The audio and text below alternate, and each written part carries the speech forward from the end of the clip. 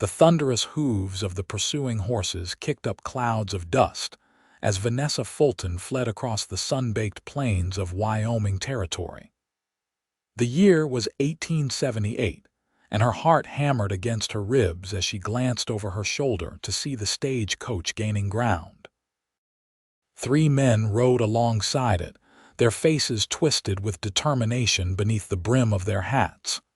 They were coming for her, and this time, she feared there would be no escape. Vanessa had been on the run for 2 weeks since leaving behind the suffocating life that had been arranged for her in Boston. At 22, she had refused to marry the wealthy banker her father had chosen, a man 30 years her senior with cold eyes and crueler hands. When her refusal had resulted in threats and confinement, she had taken her mother's jewelry, her savings, and fled west. Her honey-blonde hair had come loose from its pins during her desperate flight, streaming behind her like a banner as she urged her exhausted horse forward. The animal was spent, its sides heaving, and Vanessa knew it couldn't continue much longer. The vast emptiness of the Wyoming landscape offered no place to hide, only endless rolling plains dotted with sagebrush. When her horse finally stumbled, nearly throwing her from the saddle, Vanessa knew her flight was over. Tears of frustration burned her eyes as she dismounted, stroking the animal's sweat-slicked neck. "I'm sorry," she whispered, her throat tight with fear. The stagecoach thundered to a halt 20 yards away, dust billowing around it like a desert storm. 2 men jumped down, one tall and thin with a scar twisting his lip, the other stocky with a bushy beard. The third man, clearly their leader, remained mounted on a sleek black stallion. "Miss Fulton," the bearded man called, approaching with a false smile beneath cold eyes. "Your father's been mighty worried about you running off like you did." Vanessa backed away, her hand instinctively seeking the small derringer hidden in her skirt pocket. "Mr. Hollister, I've made my position clear. I won't go back." Hollister's smile vanished. "Your father's paying us good money to see you safely returned. Your opinion on the matter ain't of consequence." The scarred man flanked her, moving with the predatory grace of someone accustomed to hunting human prey. "Don't make this harder than it needs to be, miss." Vanessa drew her small pistol, but Hollister moved with unexpected speed, knocking it from her hand before she could aim. His meaty fingers closed around her wrist, twisting until she gasped with pain. "I've had about enough of your theatrics," he growled, dragging her toward the stagecoach. "You're getting on this coach whether you want to or not." Vanessa struggled, digging her heels into the dirt. "Let me go. I'm a grown woman, not property to be claimed." The scarred man grabbed her other arm, and together they lifted her nearly off her feet, her boots barely scraping the ground as they hauled her toward the stagecoach door. The third man, still mounted, called out impatiently, "Get her inside and let's move. We're behind schedule as it is."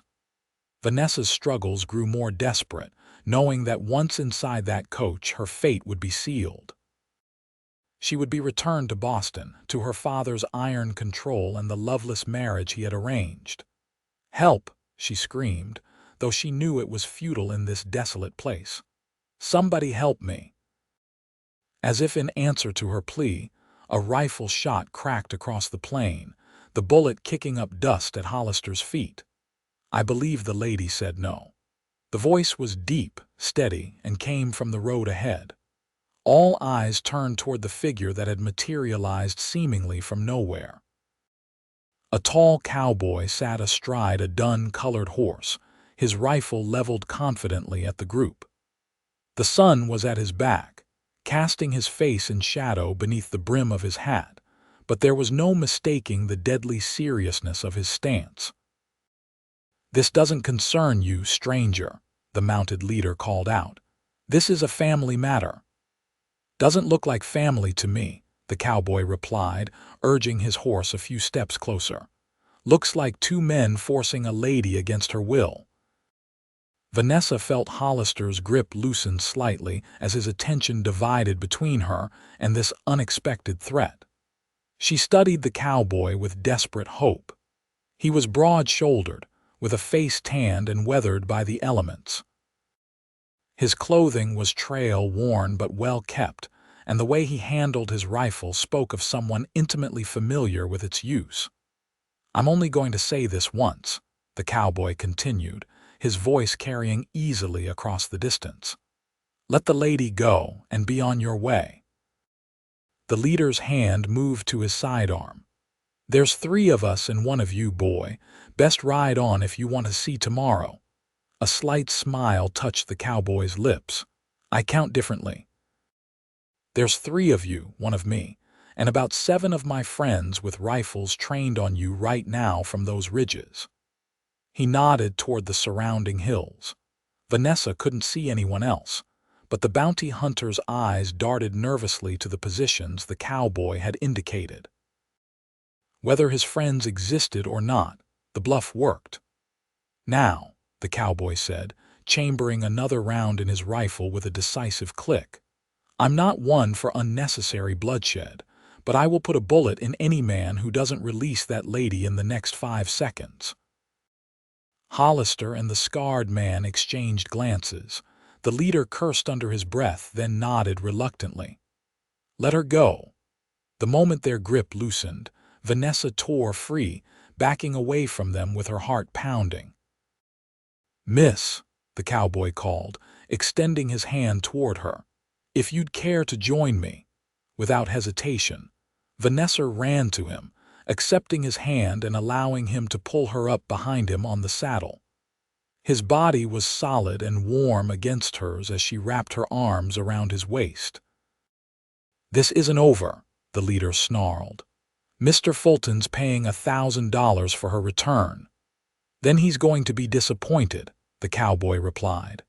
"Now turn that stagecoach around and head back east." For a tense moment, Vanessa feared they would refuse, that bullets would start flying. Then, with a string of curses, the leader signaled to his men. They climbed back into the stagecoach, wheels creaking as they executed a wide turn. "They won't give up so easily," Vanessa whispered as the stagecoach began to rumble away.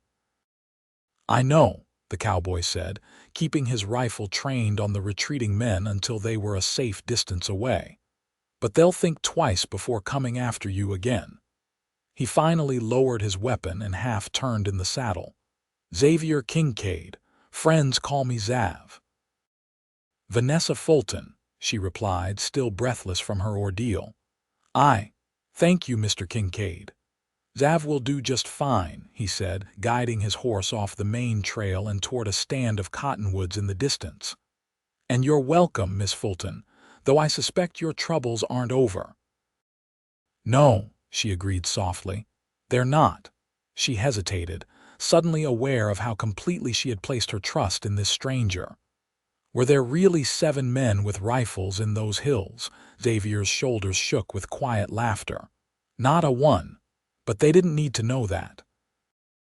Despite everything, Vanessa found herself smiling. "That was quite the bluff, Mr. Zav." "Sometimes," he said, guiding his horse at a gentle trot, "the right words are more powerful than bullets." He glanced back at her.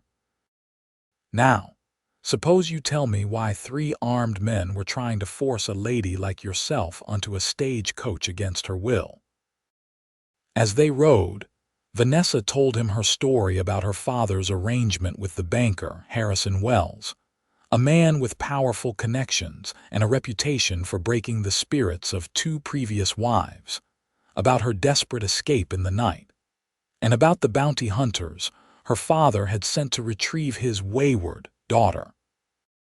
Xavier listened without interruption, his back straight in the saddle, his attention seemingly divided between her tale and scanning the horizon for any sign of pursuit. When she finished, they had reached the cottonwood grove where a small stream cut through the prairie.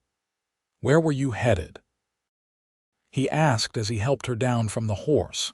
"Silver Creek," she replied. I have a distant cousin there who might help me." Xavier nodded thoughtfully. "That's still 2 days' ride." He gestured to the stream. "We'll rest here for a bit, let the horses drink. Then I'll see you safely to Silver Creek." Vanessa's eyes widened. "You do that? You don't even know me." "I know enough," he said simply. "I know you're in trouble, and I know those men will be back with reinforcements. Besides," he added with a slight smile that transformed his solemn face, "I was headed that direction anyway." As Xavier tended to the horses, Vanessa studied him more carefully. He was younger than she had first thought, perhaps 26 or 27, with intelligent hazel eyes and dark brown hair that curled slightly at his collar. His movements were efficient and purposeful, and despite his trail-worn appearance, there was something refined about his manners. "You're not a typical cowboy, are you?" she asked as he handed her a canteen. Xavier's expression remained neutral, but something flickered in his eyes. "What makes you say that?" "The way you speak," she said, taking a sip of the cool water. "The way you handle yourself. You've had an education." A small smile played at his lips. "Harvard, class of '73, though my father considers it a waste given my current profession." Vanessa couldn't hide her surprise. "What brings a Harvard man to Wyoming Territory?" "The same thing that brings most people west," he replied, his gaze drifting to the vast horizon. "A fresh start." He didn't elaborate further, and something in his expression told Vanessa not to press. They rested for an hour, sharing the simple provisions Xavier carried in his saddlebags: jerky, hardtack, and dried apples. As the sun began its westward descent, Xavier helped Vanessa onto her own horse, which had followed them to the stream. "We should make another 10 miles before dark," he said, checking the cinch on his saddle. "I know a place we can camp that's sheltered and has good visibility if those men decide to come looking." Vanessa nodded, though anxiety pinched at her stomach. She had never spent a night in the open wilderness, let alone in the company of a man she'd just met. As if sensing her discomfort, Xavier's expression softened. "You have my word as a gentleman, Miss Fulton, that you're safe with me, from the bounty hunters and from myself." She felt a blush rise to her cheeks. "I didn't mean to imply you didn't," he assured her. "But I understand your situation. Trust is earned, not given. I hope to earn yours." As they rode side by side across the prairie, Vanessa found herself stealing glances at her unexpected protector. There was something comforting about his quiet strength, something reassuring in the way he carried himself. For the first time in weeks, she felt the knot of fear in her chest begin to loosen. "Tell me about Silver Creek," Xavier said after they had ridden in comfortable silence for some time. "What's waiting for you there besides your cousin?" Vanessa hesitated. "I'm not entirely sure," she admitted. "I haven't seen Cousin Amelia since we were children. My father considered her branch of the family beneath our social standing." She twisted the reins in her hands. "But she was kind to me when we were young, and she married a shopkeeper in Silver Creek 5 years ago. I'm hoping she'll remember that kindness." Xavier nodded thoughtfully. "And if she does, what then?" It was a question Vanessa had avoided asking herself during her desperate flight. I don't know," she confessed. "I have some money, my mother's jewelry, that I can sell. Perhaps I could teach. I was educated at Miss Porter's school in Connecticut." "A school teacher in Silver Creek," Xavier mused. "They could use one. Last I heard, their teacher left to get married last spring." Hope flickered in Vanessa's chest. "Really? You think they might hire me?" "It's possible," he said. "Silver Creek's growing fast. Lots of families moving in now that the railroad spur is coming through." As the afternoon stretched on, Vanessa found herself relaxing in Xavier's company.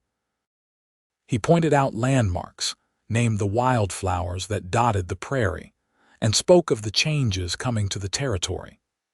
He was knowledgeable about both the land and its history, sharing stories of the Shoshone and Arapaho people who had once freely roamed these plains. By the time the sun was setting, turning the western sky into a tapestry of gold and crimson, they had reached a small canyon where a clear spring bubbled from the rocks.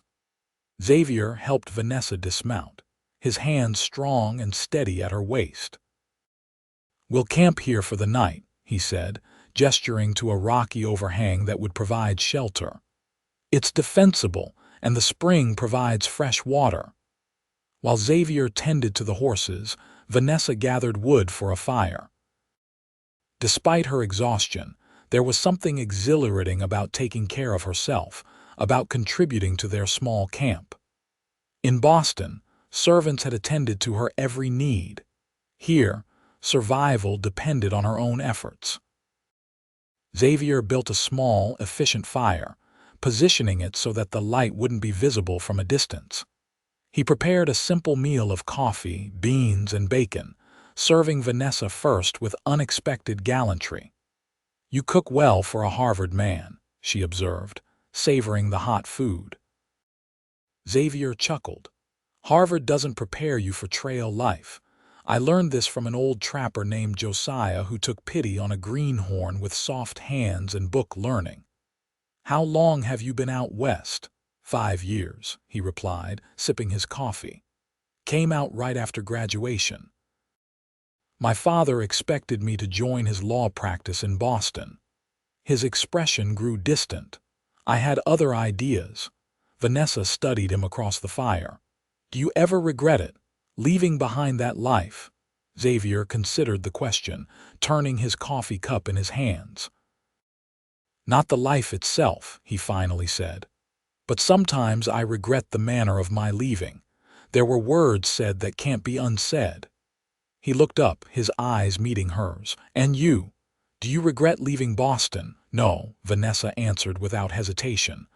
"I only regret not doing it sooner." They talked late into the night, the fire casting warm light on their faces as they shared stories of their lives.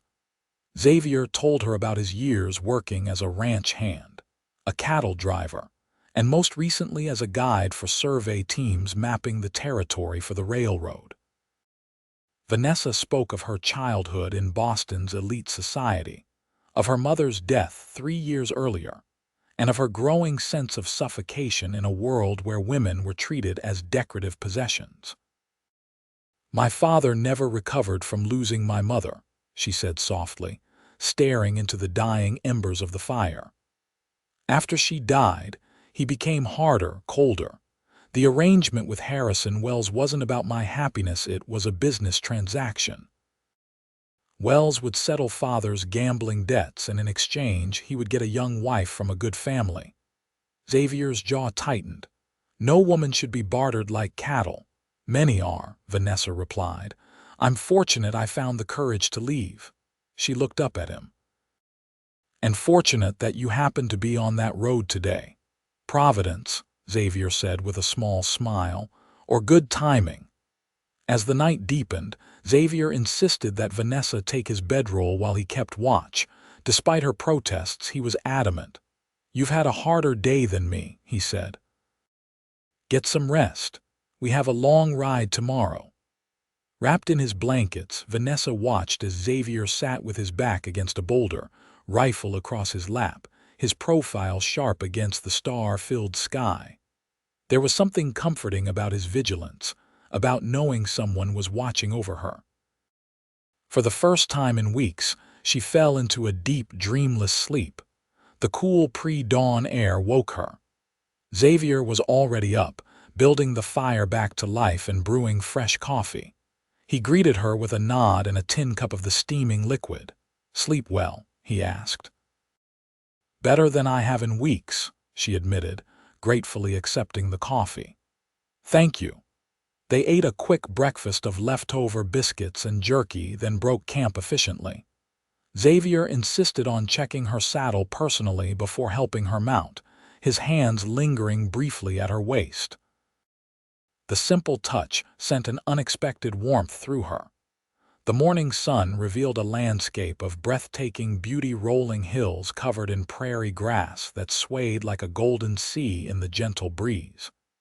In the distance, the jagged peaks of mountains rose against the impossibly blue sky. "It's beautiful," Vanessa breathed, taking in the vast openness. "Different from Boston," Xavier observed. "In every way possible," she agreed. "There's a freedom here that I never knew existed." They rode steadily through the morning, Xavier setting a pace that was brisk but not taxing. Around midday, he suddenly raised his hand, signaling a halt. Vanessa reined in beside him. "What is it?" Xavier pointed to a faint dust cloud in the distance behind them. "Riders, moving fast." His expression was grim. "Could be nothing, but I don't like coincidences." Fear clutched at Vanessa's heart. "You think it's them?" "The bounty hunters. Can't be sure," he said, studying the dust cloud through a small brass spyglass he pulled from his saddlebag. "But we'd be wise to assume so." Xavier scanned the terrain ahead, making a quick decision. "There's a wooded area about 5 miles ahead where Bear Creek cuts through. We can lose them there." They urged their horses to a gallop, eating up the distance across the open prairie. Vanessa's heart raced with a mixture of fear and exhilaration as they rode, the wind whipping her hair. She had never ridden so fast, had never felt so alive despite the danger. They reached the tree line along Bear Creek with the dust cloud still several miles behind them. Xavier led them into the dappled shade of the cottonwoods and pines, following the creek upstream where the rushing water would hide their tracks.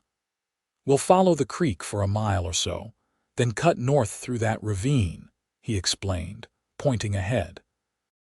"With any luck, they'll lose our trail completely." They rode in tense silence, Xavier constantly checking behind them. The cool shade of the trees and the burbling of the creek would have been pleasant under different circumstances. Now, every snapping twig made Vanessa flinch. After nearly an hour of careful navigation through increasingly rugged terrain, Xavier finally relaxed slightly. "I think we've lost them for now," he said, allowing the horses to slow to a walk. "But they're persistent. Your father must be paying them very well." "He is," Vanessa confirmed grimly. "And Harrison Wells likely added to the bounty. His pride was wounded when I refused him." Xavier's expression darkened. "Men like that don't take rejection well." They emerged from the ravine onto a high plateau with a commanding view of the surrounding countryside. Xavier studied the terrain through his spyglass, satisfaction evident in his nod. "No sign of them. We've bought ourselves some time." He turned to Vanessa. "There's a trading post about 10 miles from here. We can get fresh supplies and maybe pick up information about our friends." As they rode across the plateau, Vanessa found herself studying Xavier more intently. There was a grace to his movements, a confidence that came from years of living in this harsh but beautiful land. Whatever had driven him from Boston had forged him into something different, something stronger and more authentic than the polished young men she had known in society. "Why did you really leave Boston?" she asked suddenly. Xavier glanced at her, surprise momentarily crossing his features before he schooled them back to neutrality. "That's a long story. We have time," she said gently. He was silent for so long that Vanessa thought he might not answer. When he finally spoke, his voice was quiet but steady. "I was engaged to be married," he said. "Caroline Winthrop, daughter of my father's business partner, an arrangement much like yours was to be." Vanessa felt a twinge of something that might have been jealousy. "You didn't love her." "I barely knew her," Xavier admitted. "But that wasn't why I left." He took a deep breath.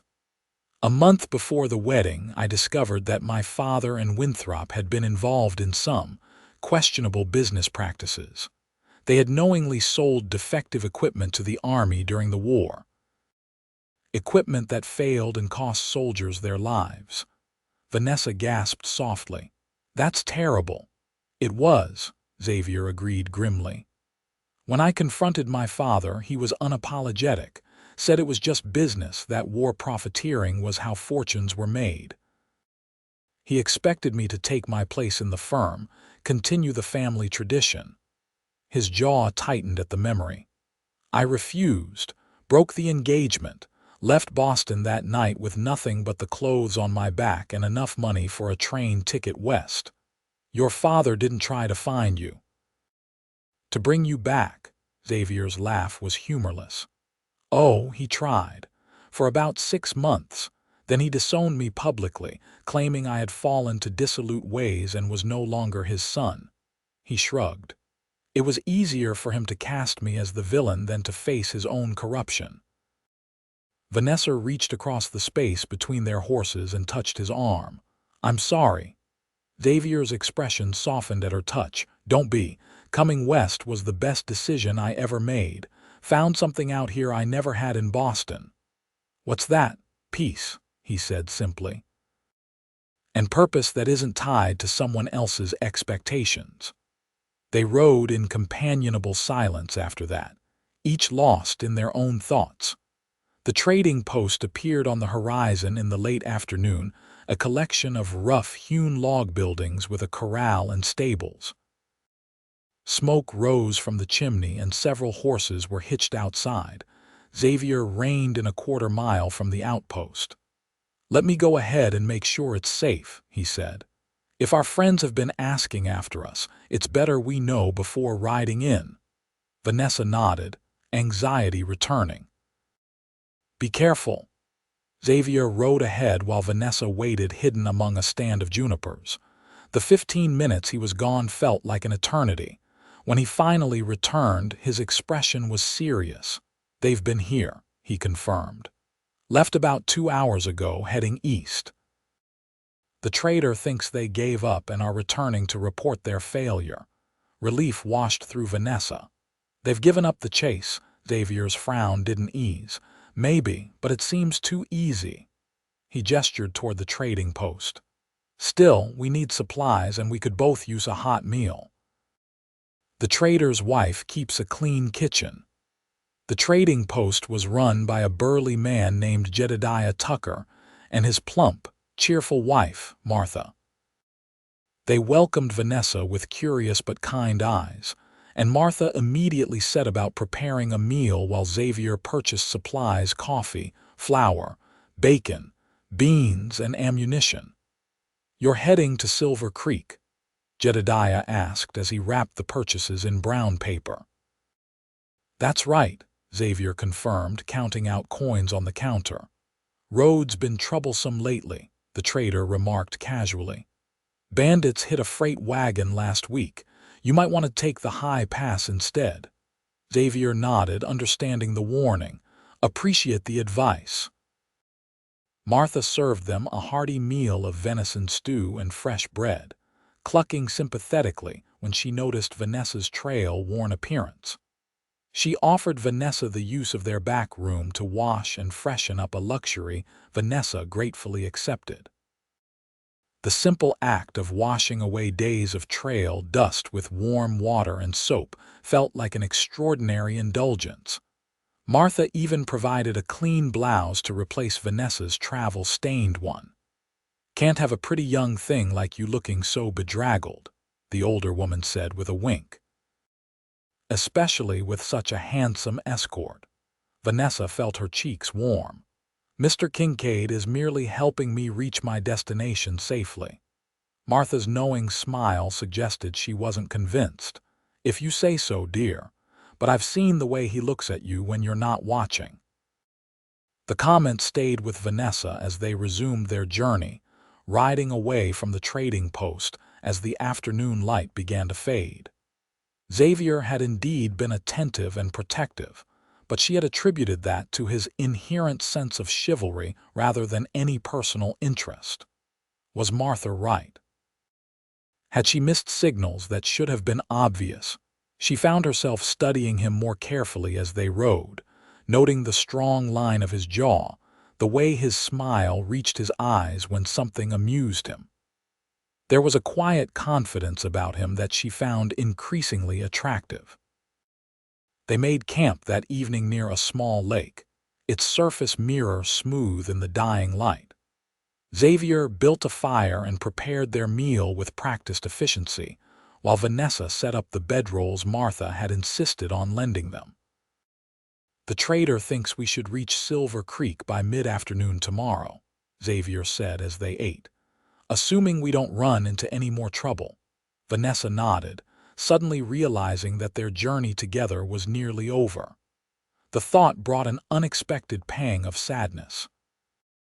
In just 2 days, Xavier had become more than a protector. He had become a friend, someone who understood her desire for freedom and respected her choices. "What will you do after you deliver me safely to my cousin?" she asked, trying to keep her tone casual. Xavier poked at the fire with a stick, sending sparks spiraling into the darkening sky. "I have some business in Silver Creek, survey work for the railroad. I'll be there for a few weeks at least." Vanessa felt a flutter of relief. "Then perhaps we'll see each other there." "I'd like that," he said, his eyes meeting hers across the fire. The warmth in his gaze made her heart beat faster.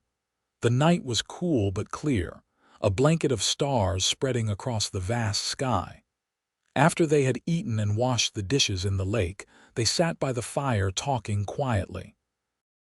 Xavier told her stories of his adventures in the West, of encounters with bears and mountain lions, of blizzards that had nearly claimed his life, of the characters he had met in frontier towns and mining camps.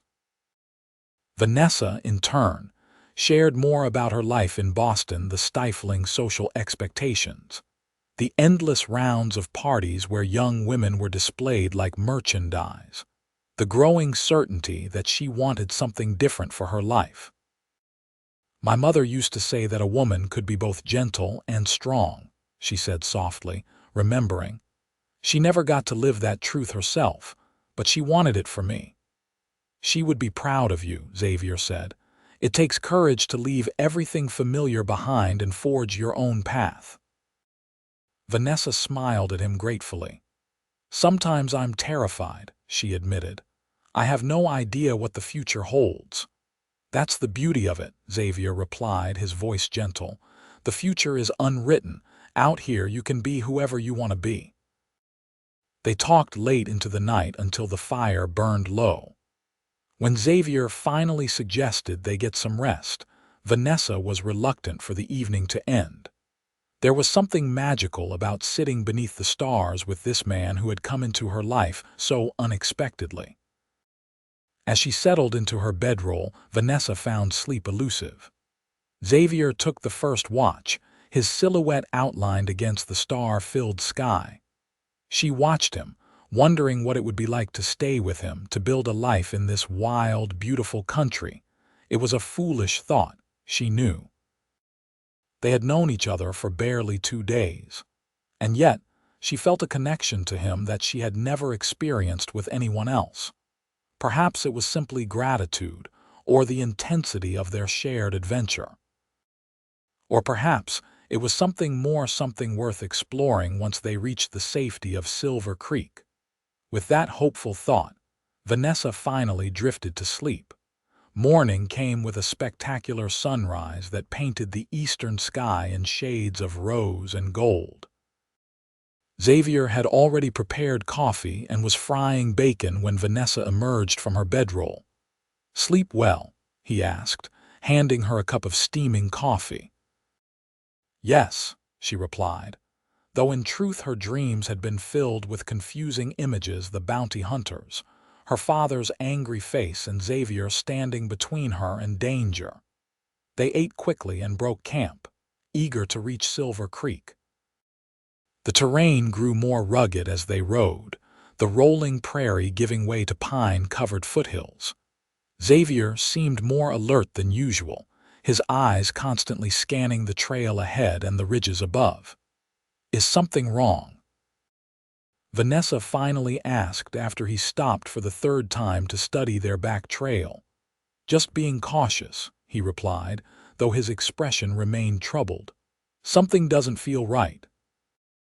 His intuition proved correct less than an hour later when they rounded a bend in the trail and found their path blocked by a fallen tree. Before they could turn around, 3 riders emerged from the trees behind them, the bounty hunters from the Stagecoach. "Well now," drawled the leader, a cruel smile spreading beneath his mustache. "Fancy meeting you two again." Xavier moved his horse protectively in front of Vanessa's, his hand resting on his holstered revolver. "I thought you boys had given up and headed home." "Changed our minds," the bearded man, Hollister, said with a chuckle. $1,000 is too much to walk away from. "And you're making it worse for yourself, girl," the leader added, addressing Vanessa directly. "Your father's mad as hell about you running off with some saddle tramp." "I didn't run off with anyone," Vanessa replied, her voice steadier than she felt. "And I'm not going back," the leader shrugged. "Don't much care about your preferences. We're paid to bring you back, and that's what we're going to do." His gaze shifted to Xavier. "As for you, Cowboy, you've been a real nuisance. But your luck's run out. No imaginary friends with rifles this time." Xavier remained calm, his voice level when he spoke. "You're right about one thing, I don't have 7 men with rifles on those ridges." His hand moved in a blur, drawing and cocking his revolver before the bounty hunters could react. "But I do have 6 bullets and 3 targets. I like those odds." Tension crackled in the air like lightning before a storm. Vanessa held her breath, her heart pounding so hard she was sure everyone could hear it. "You really want to die for a girl you barely know?" the leader asked, his own hand hovering near his gun. "I'm not planning on dying today," Xavier replied evenly. "But I am planning on seeing Miss Fulton safely to Silver Creek." He nodded toward the mountains behind the bounty hunters. "So you gentlemen have a choice. Ride away now and live, or draw against me and take your chances." The scarred man shifted nervously in his saddle. "Boss, maybe we should—" "Shut up," the leader snapped, his eyes never leaving Xavier. "He's bluffing." "Am I?" Xavier asked softly. "You willing to bet your life on that?" For a long, tense moment, no one moved. Then, with deliberate slowness, Xavier pulled back the hammer on his revolver. The metallic click seemed unnaturally loud in the stillness. "Last chance," he said, the leader's face contorted with rage and indecision. Finally, with a savage curse, he raised his hand slightly. "Fine. You win this round, Cowboy, but don't think this is over." "It is for now," Xavier replied, not lowering his weapon. "Ride out. And if I see any of you again, I won't be giving warnings." With murderous glares, the 3 men turned their horses and rode slowly back the way they had come. Xavier kept his revolver trained on them until they disappeared around a bend in the trail. "They'll be back," Vanessa said quietly when they were gone. "Not before we reach Silver Creek," Xavier replied, finally holstering his weapon. "They'll need to regroup, make a new plan." He turned to her, his expression serious. "But you're right, this isn't over. Your father's determination to have you back won't fade quickly." They cleared the fallen tree from the path and continued towards Silver Creek, riding at a faster pace now with the renewed threat of the bounty hunters behind them. The trail climbed steadily into the foothills, winding through stands of ponderosa pine and aspen groves where the leaves had just begun to turn golden with the approach of autumn. By early afternoon, they crested a ridge, and the settlement of Silver Creek spread out below them, a bustling frontier town nestled in a valley where a creek glittered like a silver ribbon in the sunlight. Smoke rose from chimneys, and the main street was busy with wagons and riders. "There it is," Xavier said, reining in his horse. "Silver Creek." Vanessa stared at the town with mixed emotions. relief that they had reached safety, anxiety about whether her cousin would welcome her, and a strange reluctance to have her journey with Xavier end. "It's larger than I expected," she observed, noting the church steeple, the substantial mercantile, and what appeared to be a newly constructed schoolhouse. "It's growing fast," Xavier confirmed. "The railroad will reach here by spring, already bringing in new businesses and families." He glanced at her. "Including school teachers, I hope." They rode down into the town, attracting curious glances from the locals. Xavier led them directly to a neat white clapboard house on a side street where flowers bloomed in window boxes and a small girl played with a kitten on the porch. "This is your cousin's house," Xavier explained. "Jedediah at the trading post told me where to find the Parkers." Vanessa's throat tightened with nervousness as they dismounted. The little girl on the porch watched them with wide eyes, clutching her kitten protectively. "Hello there," Vanessa said gently. "Is your mother home? I'm looking for Amelia Parker." Before the child could answer, the front door opened and a woman stepped out, auburn-haired, pretty, with a welcoming smile that faltered into shock when she saw Vanessa. Vanessa Fulton." "Good heavens, is that you?" "Hello, Amelia," Vanessa replied, suddenly uncertain. "It's been a long time."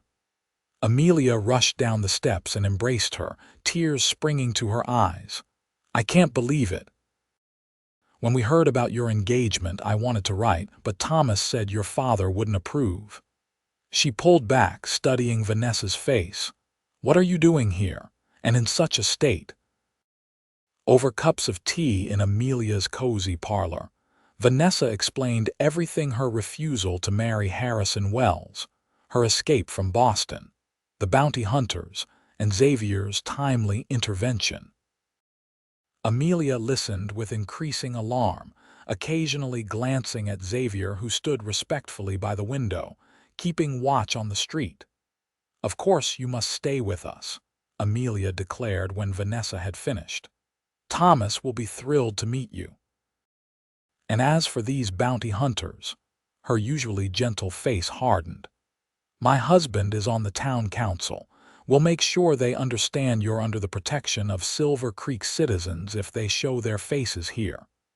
Relief washed over Vanessa in a dizzying wave. "I don't know how to thank you, Amelia."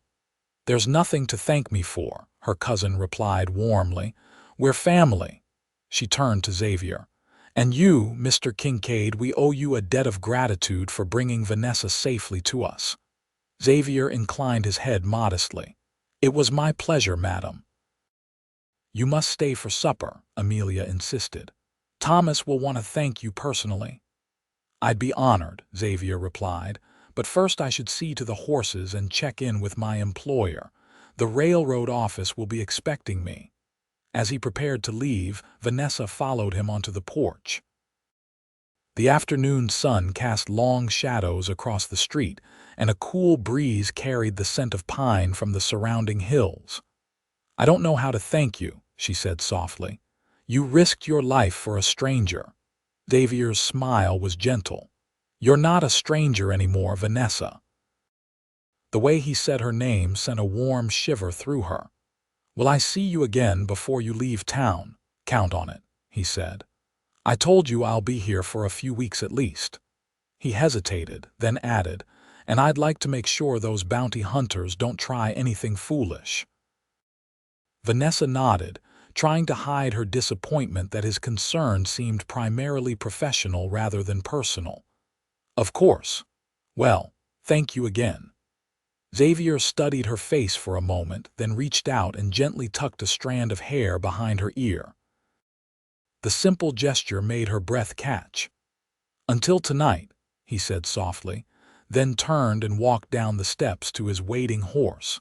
Vanessa watched him ride away, her heart fluttering with an emotion she wasn't quite ready to name. The evening brought another reunion when Thomas Parker returned home from his mercantile. He welcomed Vanessa with the same warmth as his wife, expressing outrage at her father's actions, and promising that she would be safe in Silver Creek. "And as for employment," he said over a dinner of roast chicken and fresh vegetables, "we've been without a proper teacher since Miss Winters left in May. The town council would be delighted to have someone with your education take the position." "Really?" Vanessa asked, hope rising within her. "I've never actually taught before, but I'd love to try."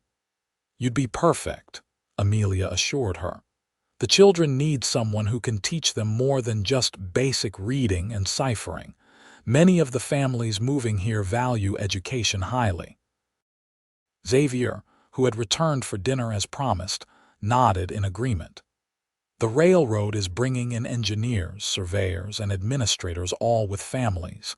They'll want their children properly educated." The conversation flowed easily through dinner and into the evening. Vanessa was struck by how comfortable she felt in this frontier home, how welcoming the Parkers were, and how naturally Xavier fit into their circle. He spoke knowledgeably about the town's growth prospects, the challenges of building the railroad through the mountain passes, and the changing character of the territory as more settlers arrived. When it came time for him to leave, Thomas invited him to Sunday dinner as well. "Least we can do for the man who brought our cousin safely to us," he said, clapping Xavier on the shoulder. Outside on the porch, Vanessa once again found herself alone with Xavier. The night was cool, stars glittering overhead, and the sounds of the town piano music from the saloon, distant laughter, the occasional whinny of a horse created a pleasant backdrop. "You seem to know the Parkers well," she observed. Xavier nodded. "I've done business with Thomas before. He's a good man, honest and fair. You're fortunate to have family like them." "Yes," Vanessa agreed, leaning against the porch railing, "though until today I wasn't sure how they would receive me." "Sometimes the family we find is better than the one we're born to," Xavier said quietly. Vanessa studied his profile in the soft light spilling from the house windows. "Will you tell me more about your work here? With the railroad?" "I'm mapping potential routes through the mountain passes," he explained. "I know this country better than most, so they hired me as a guide and advisor." "It sounds dangerous," Xavier shrugged. "It can be. Weather terrain, occasional trouble with outlaws or hostile natives, but it's good work, important work. The railroad will change everything out here, for better or worse." His expression grew thoughtful. "Both, I suppose. It brings progress, opportunity, connection, but it also brings an end to certain ways of life." He glanced at her. "Change is inevitable, though. The question is whether we shape it or let it shape us." They talked for nearly an hour, neither seeming eager to end the conversation. When Xavier finally said he should go, Vanessa felt a pang of disappointment. "Sunday dinner, then," she said. "I wouldn't miss it," he replied with a smile that made her heart skip. He hesitated, then added, "I was thinking of riding out to Carter's Lake tomorrow. It's about an hour from town, beautiful spot. Would you care to join me?" Vanessa tried to contain her delight at the invitation. "I'd like that very much. I'll come by around 10, he said, "if that suits you."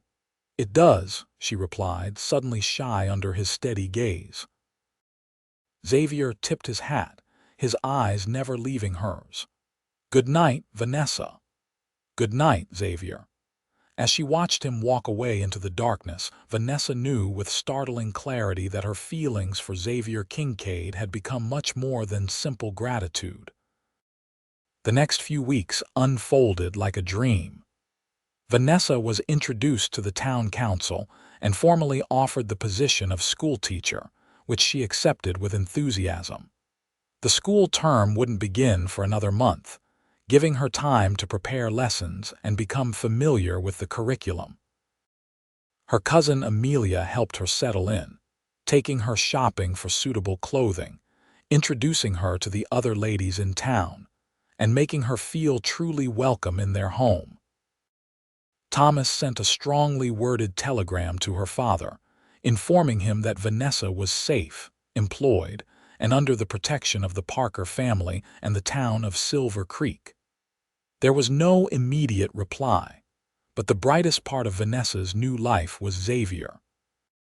True to his word, he took her to Carter's Lake, a pristine mountain lake surrounded by towering pines where they spent the day picnicking, talking, and exploring.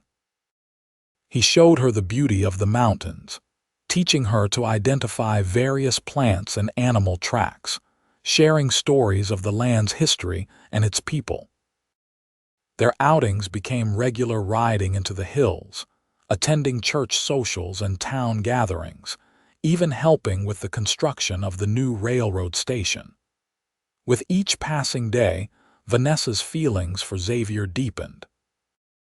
He was unlike any man she had ever known, intelligent without being arrogant, strong without being domineering, and respectful of her independence even as he protected her. For his part, Xavier seemed equally drawn to her.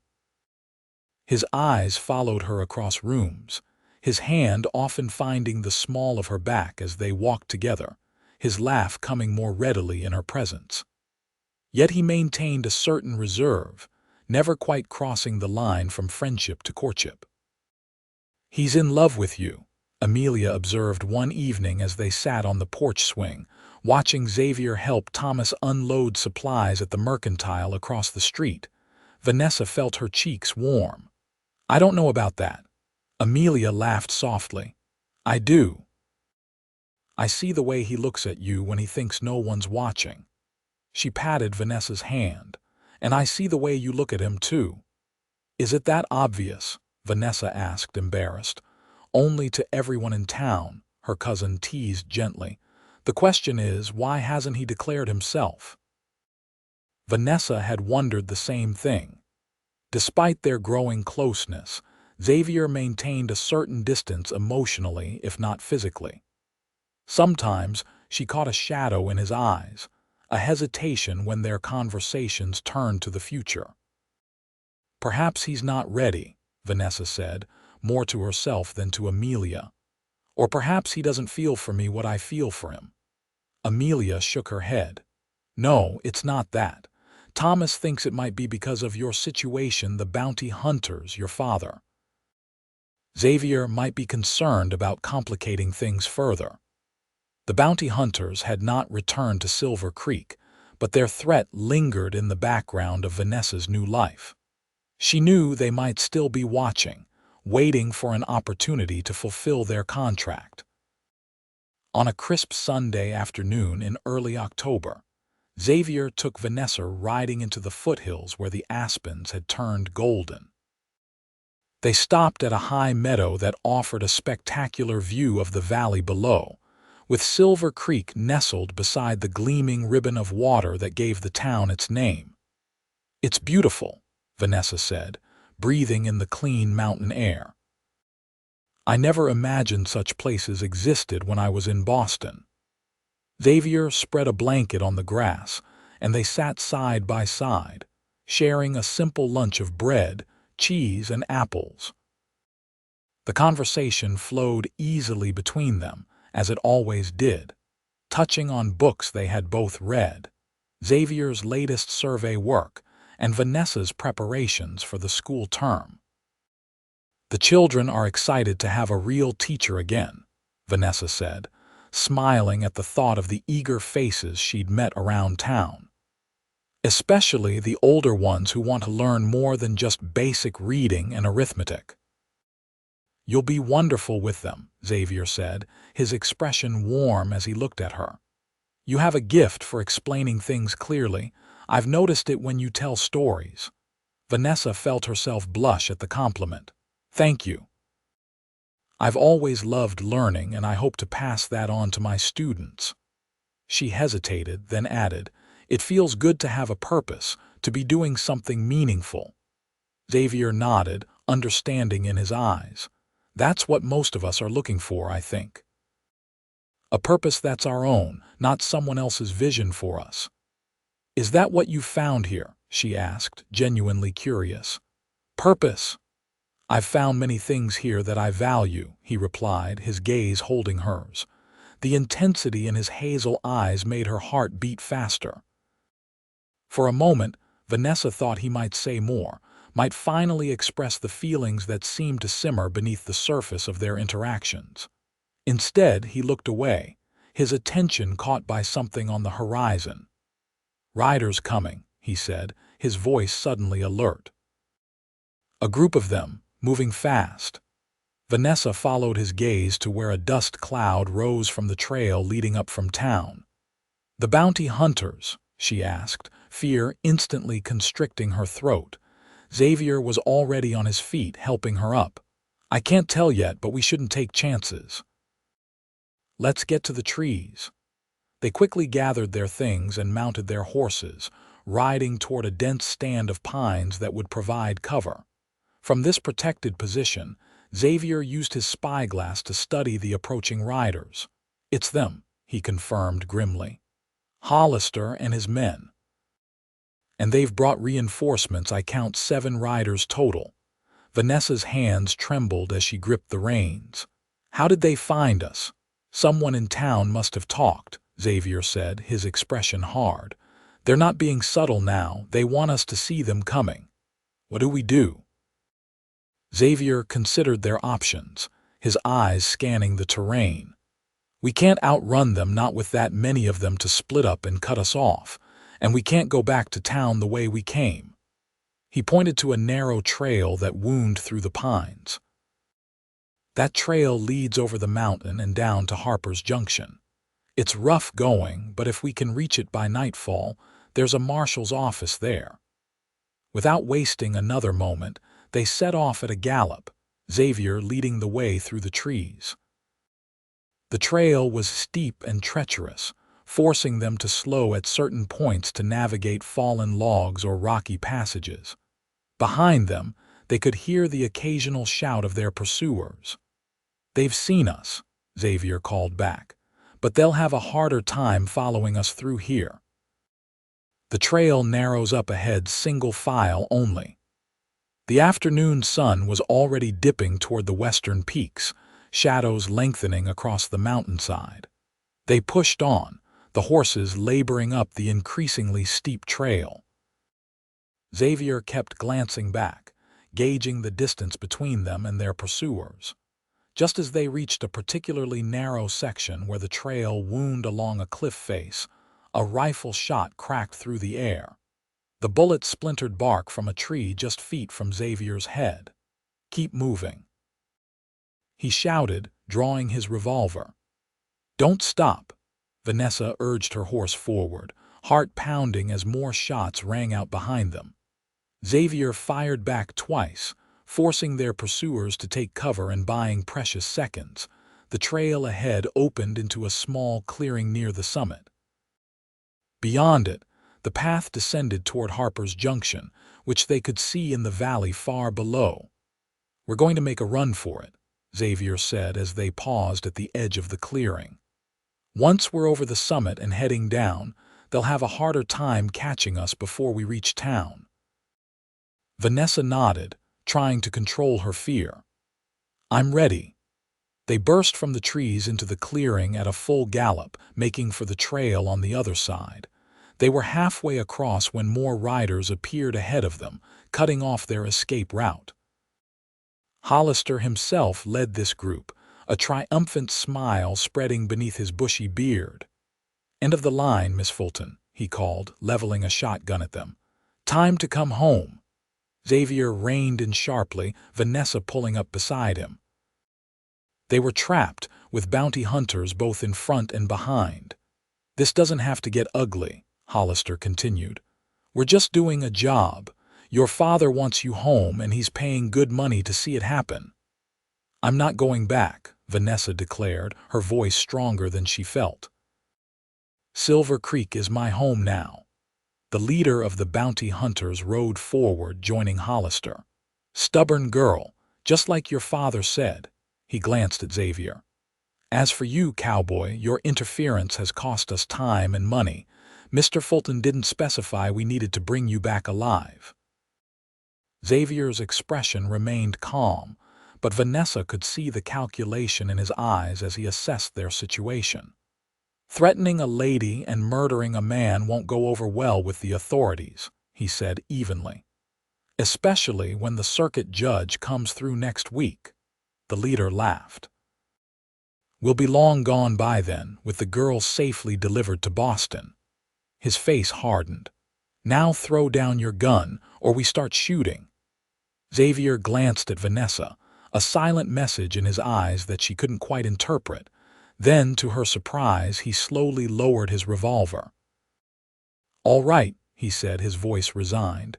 "No need for bloodshed." He carefully placed his gun on the ground. "But I have a counter-offer." The bounty hunters exchanged confused looks. "What kind of offer?" Hollister asked suspiciously. "Let Miss Fulton return to Silver Creek unharmed," Xavier said. "In exchange, I'll go to Boston in her place and explain the situation to Mr. Fulton personally." Vanessa gasped. "Xavier, no." He didn't look at her, his attention fixed on Hollister and the leader. "Mr. Fulton is a businessman. He'll understand reason. I can make him see that forcing his daughter to marry against her will is no way to ensure her happiness." The leader snorted. "And why would we agree to that? We get paid for delivering the girl, not some saddle tramp with fancy words." "Because," Xavier said calmly, "my name isn't just Xavier Kincaid. It's Xavier Kincaid Blackwell, son of Judge William Blackwell of the Massachusetts Supreme Court." A murmur ran through the bounty hunters.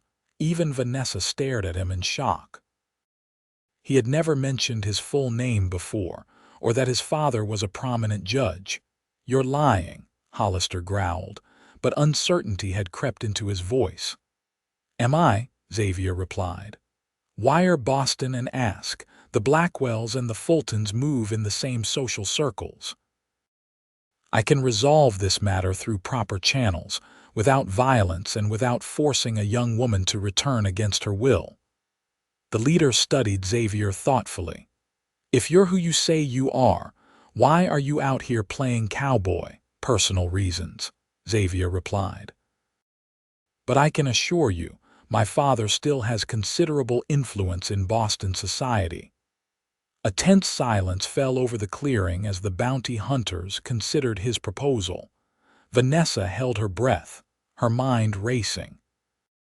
Xavier had never mentioned his family name was Blackwell, had never said his father was a judge. Why had he kept this secret? And was he truly willing to return to Boston, to the life he had fled for her sake? "Xavier," she said softly, "you can't do this." He finally looked at her, his eyes gentle. "Trust me, Vanessa." Before the bounty hunters could respond to Xavier's offer, the thunder of approaching hooves drew everyone's attention. A large group of riders burst into the clearing from the direction of Silver Creek, a dozen men led by Thomas Parker and the town marshal. "What's going on here?" the marshal demanded, his rifle trained on the bounty hunters. "Marshal Jenkins," Xavier called, relief evident in his voice. "Glad you could join us. These gentlemen were just leaving." Outnumbered and outgunned, the bounty hunters had no choice but to withdraw. The leader fixed Xavier with a hard stare. "This isn't over, Blackwell." "Yes," Xavier replied firmly, "it is." As the bounty hunters rode away under the watchful eyes of several townsmen, Thomas rode up to Vanessa. "Are you all right?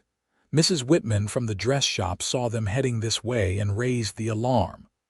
"I'm fine," Vanessa assured him, though she was still shaking from the confrontation. Her eyes sought Xavier, who was speaking quietly with Marshal Jenkins. Back in Silver Creek, the town buzzed with the news of the confrontation. Marshal Jenkins sent telegrams to the territorial governor and to Harper's Junction, alerting them to be on the lookout for the bounty hunters. Thomas opened his home to a town meeting where plans were made to ensure Vanessa's continued safety. Through it all, Vanessa barely had a moment alone with Xavier. When the meeting finally broke up late that evening, she found him on the porch, staring up at the star-filled sky. "Were you really going to go back to Boston?" she asked without preamble. Xavier turned to her, his expression serious. "If that's what it took to keep you safe, yes. Why didn't you tell me who you really were, that your father is a judge, that your name is Blackwell?" He sighed, running a hand through his hair. "Because I left that life behind. I've been Xavier Kincaid out here for 5 years. It's who I am now." He hesitated. "And I wasn't sure how you'd react, knowing I'd been less than fully honest with you." Vanessa moved closer to him. "I don't care what your name is. I care about who you are." She searched his face. "But I need to know, why have you kept me at arm's length all these weeks? I thought perhaps you didn't share my feelings, but today I realized I couldn't bear to lose you," he finished softly. "And that's precisely why I've kept my distance." He took her hands in his. "Vanessa, from the moment I saw you standing against those men by the stagecoach, I knew you were extraordinary. Your courage, your determination to forge your own path, it resonated with me in ways I can't fully explain." "Then why?" she pressed. "Because I've been afraid," he admitted. "Afraid that my feelings for you would complicate your new life, make it harder for you to find your independence. Afraid that the shadows from my past would eventually catch up to us both." His thumbs traced gentle circles on her palms. "And most of all, afraid that you deserved better than a man who spent 5 years running from his own name." Vanessa felt tears prick at her eyes. "Don't you think I should be the one to decide what I deserve?" A small smile touched his lips. "Yes, I suppose you should." "Then let me be clear," she said, stepping closer until barely an inch separated them. "What I deserve, what I want, is a man who respects my choices and my independence. A man who sees me as a partner, not a possession. A man who would stand in the middle of the road to protect a stranger, then spend weeks making sure she found her place in the world." Her voice softened. "A man like you, Xavier, whatever your name might be." The last of his reserve seemed to crumble at her words. His hands released hers to gently frame her face. "Vanessa Fulton," he whispered, "I have loved you since that first day, though I barely understood it then. And if you'll have me, I promise to spend every day earning your trust and your heart." "You already have them both," she replied, just before his lips met hers in a kiss that spoke of longing finally fulfilled, of possibilities unfurling before them like the vast Wyoming sky. The weeks that followed were the happiest of Vanessa's life. With the bounty hunters driven away and Marshal Jenkins keeping a watchful eye on the town, she was free to focus on her new role as Silver Creek schoolteacher and her blossoming relationship with Xavier. They were inseparable, riding together on weekends, attending church services and town socials, and spending quiet evenings on the Parkers' porch talking late into the night. Xavier shared more about his past, about growing up as a judge's son with all the expectations and pressures that entailed, about his disillusionment with Boston society, and about his journey to find himself in the West. Vanessa, in turn, opened her heart fully to him, revealing her dreams of a life filled with purpose and genuine connection, a life so different from the ornamental existence her father had planned for her. As autumn deepened, and the first snowflakes began to dust the mountains surrounding Silver Creek, Xavier took Vanessa to their favorite spot overlooking the valley. The late afternoon sun painted the snow-dusted landscape in hues of gold and rose, the town below a collection of twinkling lights as dusk approached. "It's even more beautiful in winter," Vanessa said, her breath forming clouds in the crisp air. Xavier's arm tightened around her waist. "Yes, it is, but not as beautiful as you." She smiled up at him, happiness warming her despite the cold. "Flattery, Mr. Blackwell, truth, Miss Fulton," he corrected, turning to face her fully. You've brought more beauty and meaning to my life than I ever thought possible." Something in his tone made her heart skip a beat. "Xavier," he took both her hands in his expression suddenly serious. "Vanessa, when I left Boston, I thought I was running away from a life I didn't want. But now I understand I was actually running toward a life that could be filled with purpose and love." He swallowed visibly, a rare sign of nervousness. "I found that purpose in my work here, in helping to build something meaningful, and I found that love in you." Tears pricked at Vanessa's eyes as Xavier dropped to one knee in the snow, still holding her hands in his. "I know we haven't known each other long by conventional standards," he continued, "but I feel like I've known your heart forever. You are the bravest, most determined, most loving woman I've ever met, and I want nothing more than to build a life with you." He reached into his pocket and pulled out a small ring with a sparkling diamond. "Vanessa Fulton, will you marry me?" Joy overwhelmed her, bubbling up from her heart and spilling over as tears on her cheeks. "Yes," she whispered, then louder. "Yes, Xavier Kincaid Blackwell, I will marry you." His face lit with a smile brighter than the setting sun as he slipped the ring onto her finger. Then he was on his feet, lifting her into his arms and spinning her around, their laughter echoing across the mountainside. They were married on Christmas Eve in Silver Creek's small church, which the townspeople had decorated with pine boughs and red ribbons. Vanessa wore a gown of ivory satin that Amelia had helped her make, with a crown of winter holly in her honey blonde hair. Xavier stood tall and handsome in a new black suit, his eyes never leaving hers throughout the ceremony. The entire town turned out for the celebration, filling the church to capacity and spilling into the street outside. Thomas gave Vanessa away, while Amelia served as her matron of honor. The town's children, excited that their teacher was getting married, sang carols as the newlyweds exited the church beneath an arch of crossed rifles held by Xavier's colleagues from the railroad. Snow began to fall as they walked to the hotel where the reception was held, large flakes drifting down like heaven's blessing on their union. Xavier looked up at the sky, then down at his bride with a smile that melted her heart. "I have something for you," he said, pressing a folded paper into her hand. Vanessa opened it to find a telegram from Boston. "What is this? Read it," he encouraged. The message was brief but clear. "Bounty rescinded. Best wishes to you both. Franklin Fulton." Vanessa stared at her father's name in disbelief. "How?"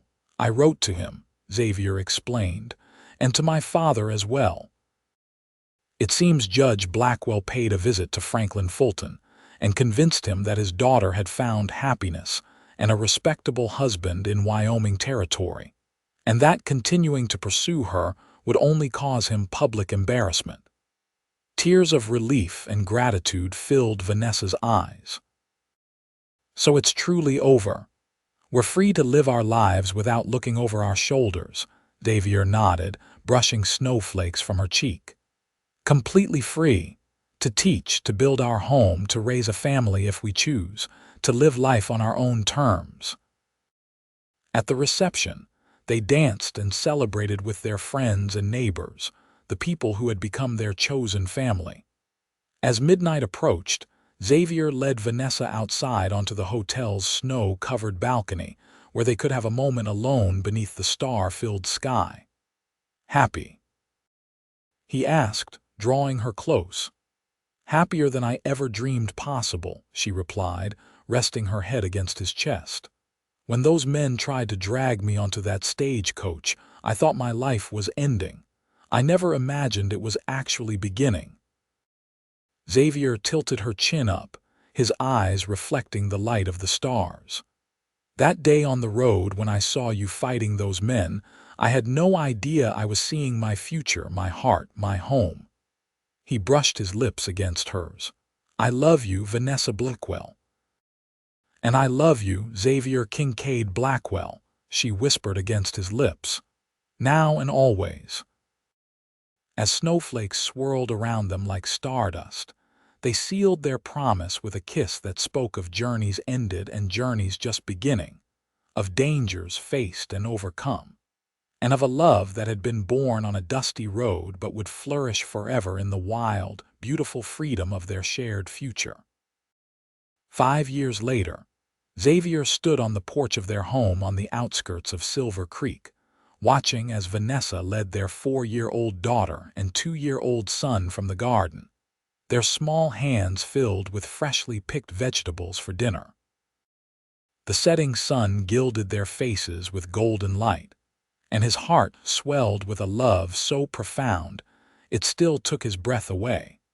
Silver Creek had grown into a prosperous town, with the railroad bringing new opportunities and connections to the wider world. Vanessa continued to teach at the school, beloved by her students and respected throughout the community. Xavier had established his own surveying business, helping to map the expanding territory and advising on development, while still preserving the wild beauty that had drawn them both to this place. They had built their home with their own hands, with help from the townspeople who had become their extended family. It was a solid house with large windows that looked out over the mountains, with a garden that Vanessa tended lovingly, and with rooms filled with books and laughter and love. As his family approached, their faces bright with smiles, Xavier thought back to that fateful day on the road when he had seen a brave young woman fighting for her freedom against overwhelming odds. He had acted on instinct then, standing his ground against men who thought they could claim another human being against her will.